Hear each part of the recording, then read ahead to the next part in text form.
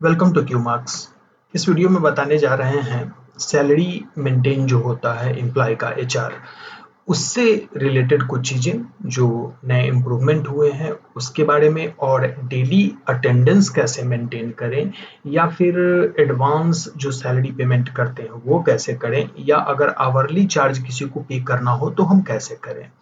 तो उसके लिए सबसे पहला स्टेप होता है कि आपको एम्प्लॉय क्रिएट करना होगा। एम्प्लॉय में जाना है और पहले मास्टर क्रिएट करिए, डिजिग्नेशन, कैटेगरी और एम्प्लॉय की एंट्री कर दीजिए। एम्प्लॉय एंट्री करते वक्त कुछ चीज़ें जो ध्यान रखना है वो ये है, यहाँ पर इन टाइम आउट टाइम ये केवल अटेंडेंस के लिए यूज होता है, लेकिन सैलरी हमें मंथली देना है, यहाँ मंथली ही रहेगा। और अगर उसे आवरली चार्ज कोई भी पे होता है, चाहे वो एडिशनल पेमेंट के रूप में होता हो, तो यहाँ आवरली चार्ज का रेट इसे क्या पे होगा ये हमें यहाँ भरना पड़ेगा, ध्यान रखना। और अगर बायोमेट्रिक का यूज करते हैं तो एम्प्लॉय कोड में सेम कोड भरना है जो कोड मशीन के अंदर दिया हुआ है। बस बेसिक इतनी चीजें ध्यान रखना है। ज्वाइनिंग डेट को भी ध्यान में रखना है, क्योंकि ज्वाइनिंग डेट के पहले सैलरी नहीं बनेगा और रेजिग्नेशन डेट के बाद फिर सैलरी नहीं बनेगा, तो वो डेट ध्यान में रखना है।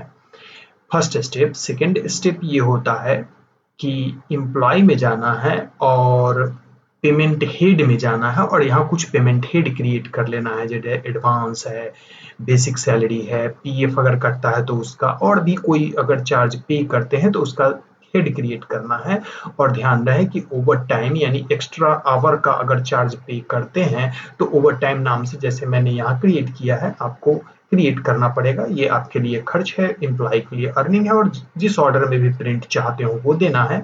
और ध्यान रहे कि ये ऑप्शन टिक होना चाहिए, अदरवाइज एक्स्ट्रा ड्यूटी की एंट्री होने के बावजूद भी ओवर टाइम चार्ज क्रिएट नहीं होगा सैलरी के साथ। दो स्टेप होगा। तीसरा स्टेप ये होता है कि एम्प्लॉय में जाके हमें सैलरी सेटिंग करनी है हर एम्प्लॉय की। पहला कि किस डेट से अप्लाई होगा ये जो हम सेटिंग दे रहे हैं, दूसरा एम्प्लॉय का नाम, तीसरा कि क्या हम सेट कर रहे हैं। ओवर टाइम को सेट नहीं करना है। जैसे बेसिक सैलरी है तो क्या दे रहे हैं, जाहिर सी बात है बेसिक सैलरी हमेशा फिक्स्ड वैल्यू होता है, ये टिक नहीं करना है। ये टिक करने का मतलब है नॉट बेस्ड ऑन अटेंडेंस। कुछ ऐसे भी एम्प्लॉय होते हैं कंपनी में खास करके जिनको अटेंडेंस से लेना देना नहीं होता है। सपोज करें प्राइवेट लिमिटेड फर्म है और उसके जो पार्टनर हैं उनको या डायरेक्टर हैं उनको सैलरी पे होता है, तो उनको अटेंडेंस पे बेस्ड सैलरी नहीं फिक्स सैलरी जाता है, तो वहाँ ये टिक रहेगा। अदरवाइज ये टिक नहीं रहेगा, ताकि अगर अटेंडेंस कम है तो सैलरी भी कम बने। तो पहले फिक्स्ड वैल्यू क्रिएट कर लेना है, ठीक है, जो कि बेसिक सैलरी होगा। इसके बाद हम कोई भी कैलकुलेटेड वैल्यू क्रिएट कर सकते हैं। डायरेक्टली हम कैलकुलेटेड वैल्यू क्रिएट नहीं कर सकते, करना भी चाहे तो नहीं करने देगा, क्योंकि फिक्स्ड वैल्यू क्रिएट नहीं है। तो इस तरीके से यहाँ सैलरी सेटिंग कर लेनी है। अब होता है फ्यूचर में कभी सैलरी चेंज हो गई तो क्या करें? पुराने वाले को एडिट करें? नहीं, बिल्कुल नहीं। फिर नई एंट्री करना है कि इस डेट से अब ये इफेक्टिव है। सिंपली इफेक्टिव डेट एक नया होगा और उस डेट से नया वैल्यू की एंट्री होगी हर एम्प्लॉय के लिए अलग अलग। इतनी एंट्री होने के बाद अब हम आते हैं अटेंडेंस की ओर। ट्रांजेक्शन में जाएंगे, एम्प्लॉय में जाएंगे। हमारे पास अटेंडेंस बनाने के कई तरीके हैं। सिंपली हम एक बार महीने का एक बार हम चाहते हैं कि क्रिएट कर दें, तो यहाँ अटेंडेंस में जाएंगे और डायरेक्टली वैल्यू लिखिए, कितने दिन एम्प्लॉय प्रेजेंट रहा था, कितने दिन आप लीव ग्रांट कर रहे हैं और कितने दिन एम्प्लॉय ने लीव लिया। सपोज करें महीने में 30 दिन होते हैं तो 25 दिन एम्प्लॉय ने काम किया है, 5 दिन ग्रांट हुआ और 5 ही दिन का लीव था। ऐसा भी हो सकता है कि 5 दिन लीव लिया और हम ग्रांट हम कर रहे हैं 3 दिन के लिए, तो 2 दिन की सैलरी कट जाएगी। ऐसा भी हो सकता है कि नहीं, ऑल डे एम्प्लॉय प्रेजेंट था, संडे को प्रेजेंट डे में हम गिनते हैं। तो इस तरीके से यहाँ भर लेना है। और एक्स्ट्रा आवर उसने कुछ काम किया तो यहाँ पर डायरेक्टली हम लिख सकते हैं कि टोटल मिलाकर उसने 14 घंटे एक्स्ट्रा काम किए हैं।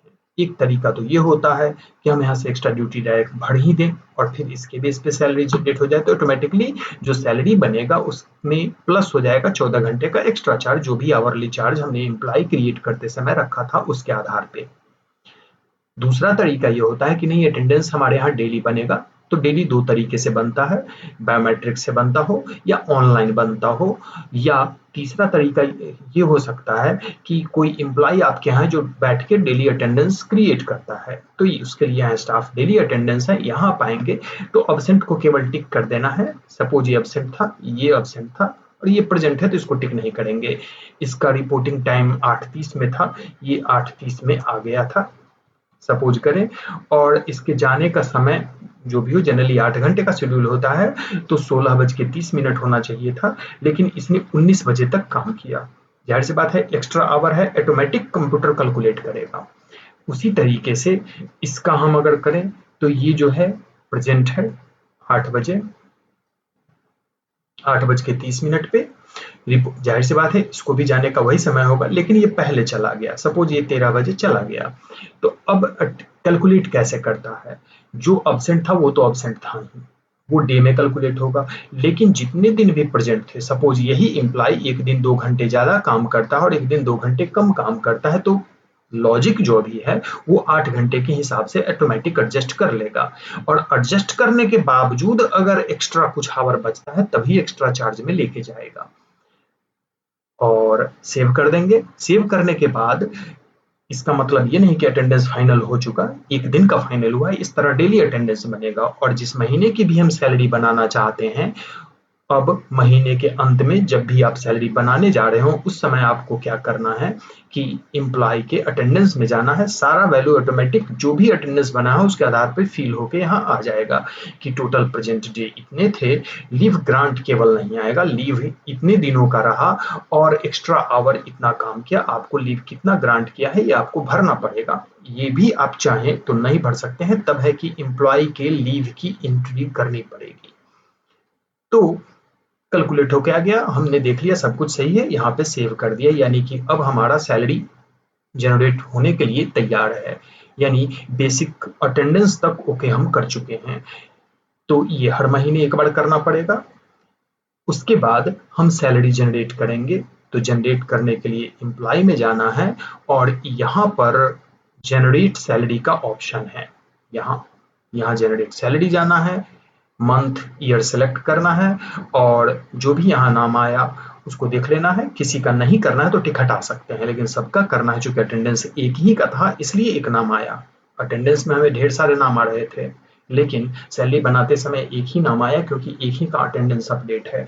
तो जनरेट पे क्लिक करेंगे, सैलरी बन जाएगा। गलत बना है तो हम यहाँ से डिलीट भी कर सकते हैं और सेटिंग को सही करके फिर से जनरेट कर सकते हैं।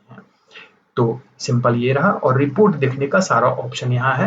वैसे सैलरी और एम्प्लॉय मैनेजमेंट पे ऑलरेडी एक वीडियो बना हुआ है, नहीं देखे तो वो भी देख लीजिए, लेकिन वो कुछ साल पहले का है, उस समय आवरली चार्ज का ऑप्शन नहीं था, ये बाद में जोड़ा गया।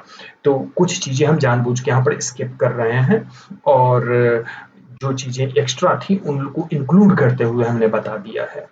Thank you.